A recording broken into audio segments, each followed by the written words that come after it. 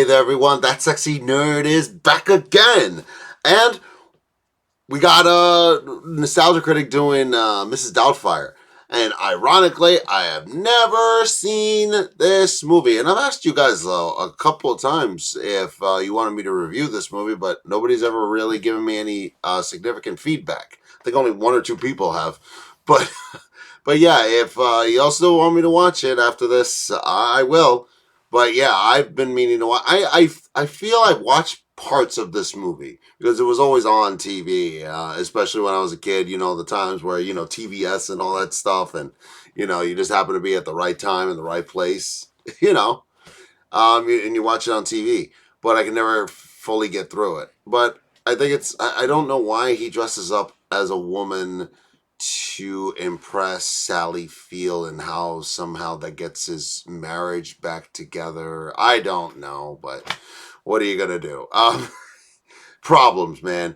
But honestly, it stars the late great Robin Williams, who has been an inspiration to me ever since I was a kid. Like, you know, one of those big inspirations of mine. It was Michael Jackson, Robin Williams, Jim Carrey, you know, all those people. Just people that I really looked up to in my life. And, you know, it's a man that, you know, unfortunately will be missed, and it was taken from us far too soon. And, you know, I think he still had a comeback you know, he still had a working comeback for us, you know. He could have done it, but, you know, again, taken from us far too soon by his own hand, unfortunately. And I wish things were so much different, because it really sucks without him. But anyway, let's not get all mopey and misery-like, so let's just get into the episode. And remember, please, smash that like button if you want to see more sexy and nerdy content, and subscribe if you think I deserve it. And let's do this thing, y'all. Hello, I'm the Nostalgia Critic guy, remember? So you don't have to. It's time for that story everybody can follow and understand about a father who loves his kids so much he dresses up like a woman for them. I know. Yeah. In San so Francisco. Weird. Oh, yeah.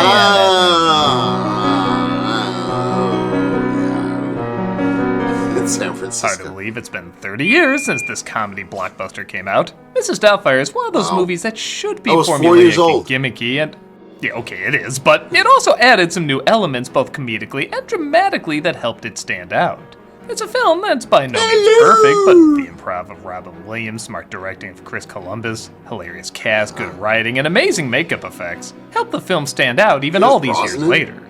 I'm really not kidding on the makeup effects either. I remember when the trailer of this first dropped and people really thought it was just gonna be about a quirky housekeeper. But then when they showed Robin Williams with the mask off, people howled with laughter. It was one of the best trailer reactions I've ever seen. Really? But does the film itself earn such a positive reaction? Well, let's take a closer look. Is it Robin Williams?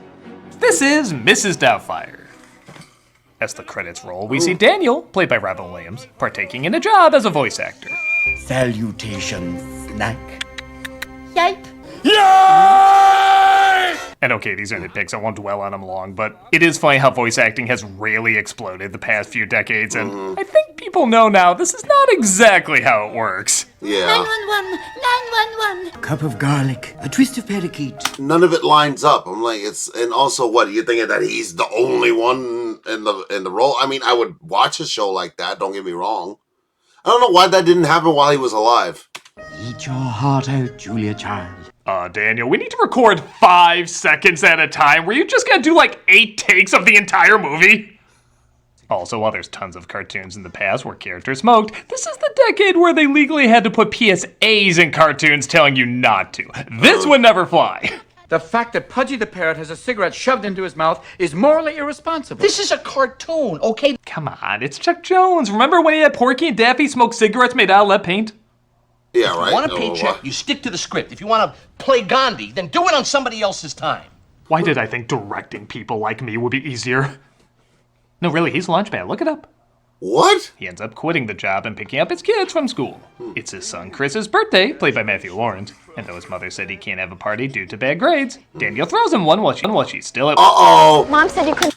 It's she who shall not be named. Have one because of your report card. Mom's not gonna be home for another 4 hours, is she? And with the amount of time a party like this would take to set up and clean up, I'd say you have 5 minutes of actually being able to party. Miranda, exactly, kill her, right? please. The nosy neighbor tattletales on them, though, forcing Daniel's wife Miranda, played by Sally Field, to come home early. It's illegal to possess animals of a barnyard nature in a residential area, ma'am. What if you're married to one?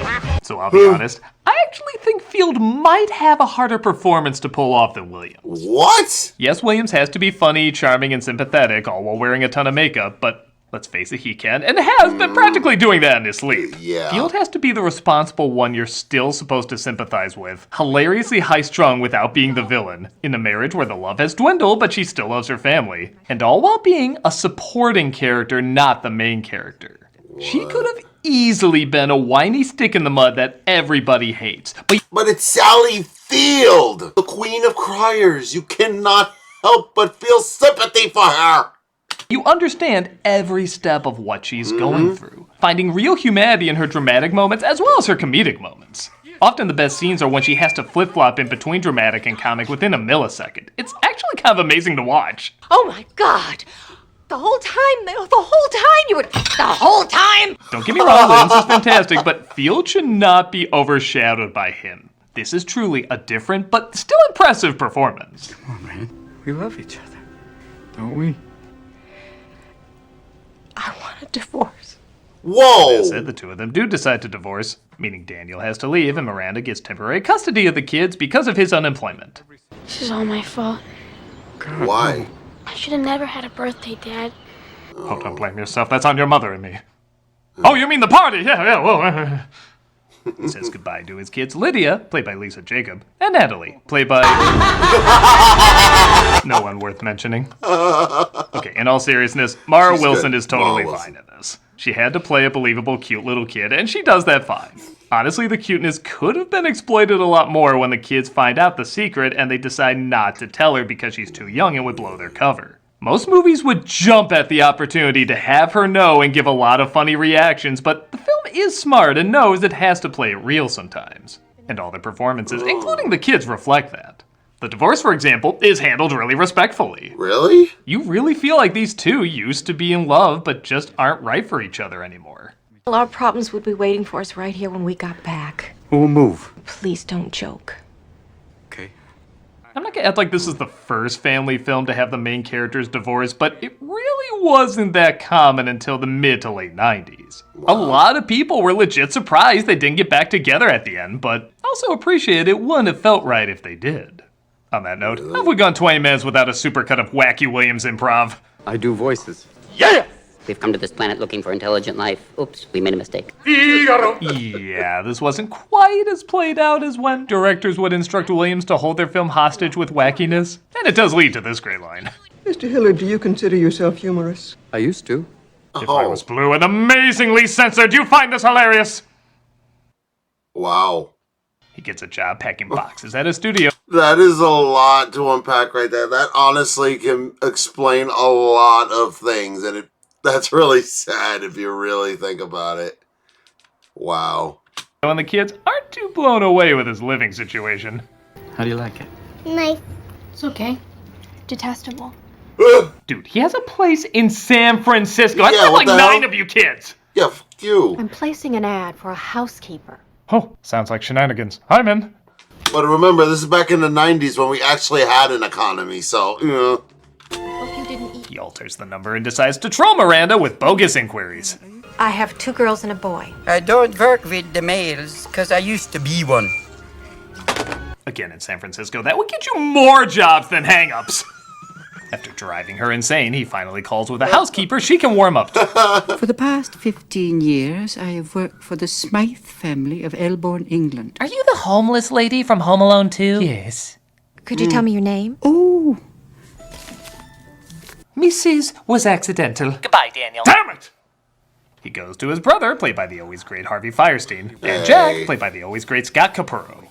Because he was amazing as Bede. I don't know, I just didn't want to feel left out. Oh, it was such a shanda. I should never buy Gribnus from a moil. It's so chewy. Whenever that makes in the TV version, you can tell the censors had no idea what that meant, because if they did, that would never make it in the TV version. Really? He makes his first appearance as Mrs. Doubtfire, and for a 30-year-old movie, that makeup is still pretty convincing. Wow. Apparently it fooled so many people, Williams went to sex shops in character and got adult toys, and nobody recognized him. I think he just liked leaving people with the question of what this lady's sex life was like. Hello, Christopher. Geez, you're big for a lady, and you could play for the 49ers. This was clearly not written for Robin Williams. Yeah, what?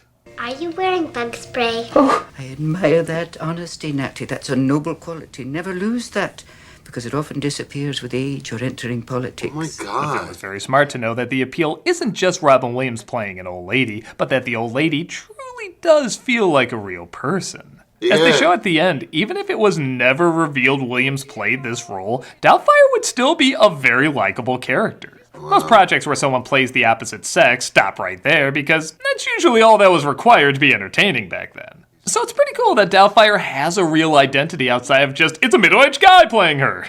Still, that of course adds another layer of comedy as he always, in character, tries to find a way to get what he wants.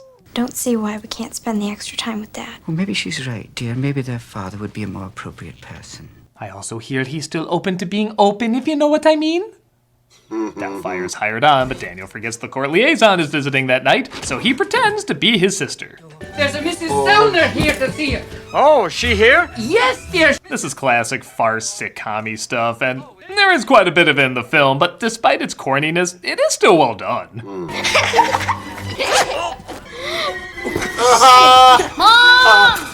Again, not to beat a dead horse, but in San Francisco, those kids would be like, Oh, hey, there's my home ec teacher. I'm gonna ace that final, Mr. and Mrs. D. I'll be right there, Mrs. Sellner. Oh. I think most people also know that type of makeup doesn't just peel off what? and on like cheese on pizza, but again, it makes for some good laughs. Miss Helen? Hello! Speaking of which, the lights were so hot, the cream really was melting off his face and into the tea. And because Columbus shot with several cameras at a time because of Williams' improv, both these reactions are genuine. The close-ups of the cups were the only thing shot later. One drop or two. Would you like another one? Oh, there you go. You've got your cream and your sugar now. It's a little cappuccino. Thank God it is so funny, because if not, that would be a legit Silence of the Lambs mask.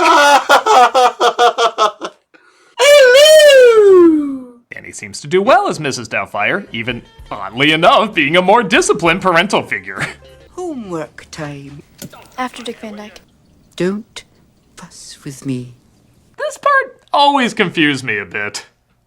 If he was this disciplined before, maybe there wouldn't be as many issues with the marriage, but maybe the idea is that he learns discipline by playing a character, though it doesn't look like he's really learning anything. I don't know, it's not a big deal, it just never felt like an idea that got fully fleshed out. Oh, speaking of getting fleshed out. God, it's hot in here. You know this would be done with CGI today, and Williams easily could have gotten a stunt double under all that makeup, but he had the cojones, or tatas, to do this stunt himself. He even started swearing up a storm, causing Columbus to laugh until he shouted, "God damn it, I really burned myself," making Columbus feel terrible. Despite that, he did again, leading to the film's funniest visual and arguably one of its funniest lines. My first day as a woman, I'm getting hot flashes. Those moments where you say a robot made that up, because there's no way a human could make up something that good. He wearing out, but the family thinks it was made from scratch, delighting them all. I just want to apologize for being such a pain. I'm still kind of messed up. Oh, sweetie.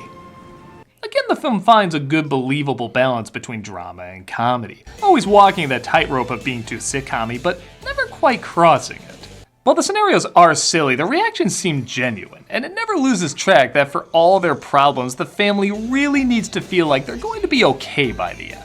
Especially after so much crazy shit goes down. Oh, this must be the famous Mrs. Doubtfire. We're introduced to Stu, Miranda's client, played by Pierce Brosnan, who next to maybe Jane Curtin and, I don't know, James Caan, might be my favorite straight man in comedy. What? Not just because his reactions are so great, though they are, but because Williams constantly kept trying to make him laugh with his improvised lines on camera, and he never cracked. She's got the crabs, dear, and I don't mean Dungeness. I hope you bring cocktail sauce. That straight face of looking at Williams dressed as an old lady, doing a British accent, insulting you, and constantly acting not insulted is pretty hilarious to watch. Will you excuse me, dear? Call of nature. When Chris discovers the truth about Doubtfire, seriously, how did he forget to lock that door? The jig is up and he confesses the truth to his kids, who in some ways are happy to know he's still around, but in others... Come here, Chris. No, it's okay. Don't want to hug you or anything. Not just yet. I need at least 3 serious Boy Meets World episodes to process this. What? At first I thought this reaction was a little odd, but the more I think about it, this kid's folks got divorced, a new lady is around all the time, the lady is a man you just saw pissing, and that man is your dad. I'm kind of shocked he can stand on two legs and talk after all that. You can't tell Mom, okay? If she finds out, I know. Oh, boy, how the hell did he do that? That's actually pretty, that's a pretty good point. I didn't even think about that. After all that. You can't tell Mom, okay? Because if she finds out, I'll only be able to see her through plate glass. Oh. Yeah, this does start to tap into how truly screwed up all of this is. Yeah. Again, this is supposed to be a quirky comedy, but when the drama is done this well, it does make you think about how scarred everyone is going to be afterwards. For example, in the original script, the scene at the pool was supposed to reveal Stu was really a bad guy. But Columbus smartly pulled back and said he wanted to reassure this family was gonna be alright, as well as smart enough not to be taken advantage of without Daniel's help. Still 3 kids. 3 terrific kids, and I'm crazy about them. Oh, what about their real father? The guy's a loser. Therefore, he just makes an insult about Daniel, resulting in this classic line. Some angry member of the kitchen staff. A terrorist they ran that way. It was a run by fruiting. And weirdly the name of a lot of beers. What? But yes, changes like this does make Daniel feel a little bit more stalker-ish. I mean, tell me you haven't seen those horror trailer recuts and they match just a little too well. I'm addicted to my children, sir. Ready for my close-up, Mr. DeMille. What helps balance it out, though, is that there is a very clear moment where Daniel not only realizes his divorce is final, but that it truly is best for him and Miranda. He never knew, but so many nights I just cried myself to sleep. He talks to her realizing he was causing pain for so many years without even knowing it. Daniel never liked to talk about anything serious. I used to think Daniel could do anything, except be serious. Well, we're dressing up like an old lady to see his kids, Countess! Okay, I see your point. Wow. At the studio, when he thinks nobody is looking, Daniel performs an educational show that, of course, a big-time producer just happens to eavesdrop on. But Very impressive. I didn't know anybody was watching. Yeah, this took place at Christmas. This be a Hallmark rom-com. I think kids would like it. They'd be entertaining, they'd get some information, too. And I should know, I had a show before I took over the studio from Daniel Clamp. Yeah, I remember that. Up to talk about his ideas, but derpy derp, Miranda's birthday is that night, and he's advised not to cancel. I can't cancel. I'd be blowing a huge opportunity. Take my advice. Don't cancel. Oh, don't worry though, they're both scheduled at the exact same restaurant. Oh, how Urkel and Myrtle get out of this one! Again, this could be too corny if in lesser hands, and they do partake in a lot of the usual tropes, but it really is the reactions of the cast that make it work. From the producer trying to somehow yell under his breath. Why in God's name are you dressed like a woman? To Brosnan and Field's subtle facial expressions. I have to go take my medicine now. Well, we have water at the table. I can't take it orally, dear. I had to grow up with this on VHS, and thank God widescreen has become the norm because missing half of these looks really is missing half the comedy. How are we doing over here? Okay. Oh, yes. Each table encouraging him to have another celebratory drink adds to the confusion of why he would sometimes go to the wrong table. I'd like you to meet the host of your new show. I'm a hip old granny. Hip-hop, bebop, and yo-yo make a wicked cup of coo-coo. Okay, not every Williams improv was gold, but he had like 10 of these. Rumpelforeskin, baloney bop, bit of the old cunning linguistics. She's got a power tool in the bedroom, dear. Maybe she hasn't chipped her teeth. So he can miss one. He had spice to Stu's dish, knowing he's allergic to pepper, but didn't quite know he was that allergic. Oh no. He's like dead allergic. Oh no. Killed the bastard. I don't know if you're supposed to see Daniel as 100% a good guy here. He does save the day, though, by giving him the Heimlich, but he does also expose his true identity. The whole time you would... The whole time! Don't talk to me! Don't touch me! Don't touch me! I have to go. Not since Ramesses in Prince of Egypt have I seen like 10 different expressions in seconds that were all believable. I'm sure now this will affect the court hearing. I am suggesting a period of psychological testing and perhaps treatment for your peculiar and potentially harmful behavior. I mean, to be fair, if you read all that, wouldn't you give a similar verdict? Daniel Daniel makes a big speech that, again, is very close to Patch Adams' schmaltz, but I think the fact that he does have to face the reality of his actions does balance it out. Whether intentional or not, we do buy that his actions are coming from the heart, but his methods are coming from a place of absolute insanity. Well, tell people about it. I'm mad! What I like, though, is after he gets a show based on Mrs. Doubtfire, Miranda and him meet up to put aside the past and figure out what's best for the kids, showing they can have a better understanding of each other than the courts can, as long as they truthfully address who they are as ex-partners and as parents. But I know somehow you and I will be all right. We'll get through this. But the kids, I don't want to hurt our children. Apparently both these two had been through divorces at that point, so that could have played a big part in this conversation with such a bizarre backstory feeling legit believable. I know the kids need you. I need them.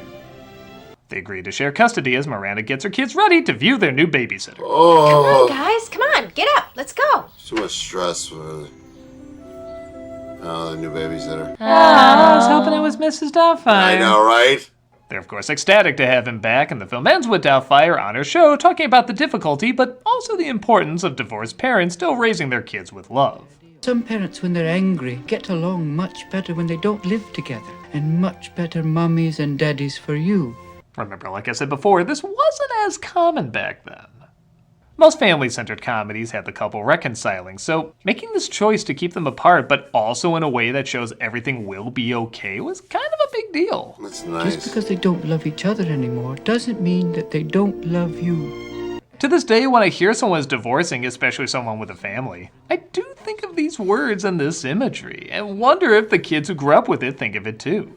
Now, there are all sorts of... Now that I think about it, I feel like that's probably one of the reasons why I avoided this movie so long, because I didn't want, because I had heard it was like all so much about divorce, and I'm like, wow, it never happened. My parents are still together actually, but I didn't want to know about that kind of stuff, you know, or actually feel like experience. I don't know. It felt too sad, you know.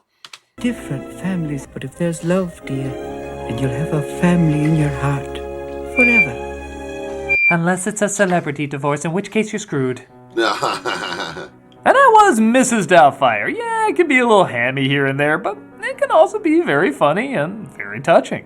While it certainly has a lot of overused tropes, it's a comedy that should be celebrated not just for what it does, but what it doesn't do.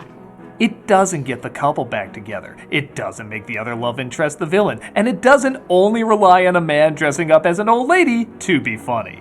For all the familiar beats it had, it also tried to bring in some new elements that matched the heartfelt tone, but also got mean enough to be pretty damn hilarious. The acting is full of charming and even believable performances, and the clever dialogue mixed with Liam's clever improv makes for a lot of great comedy. All these years later, it's still a solid film with some solid laughs.